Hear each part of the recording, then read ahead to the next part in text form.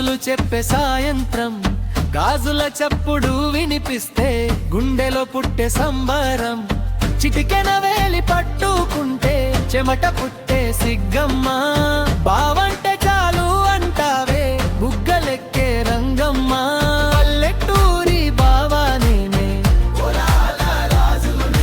మరదాలమ్మ నవ్వుతోనే మత్తెక్కించావే.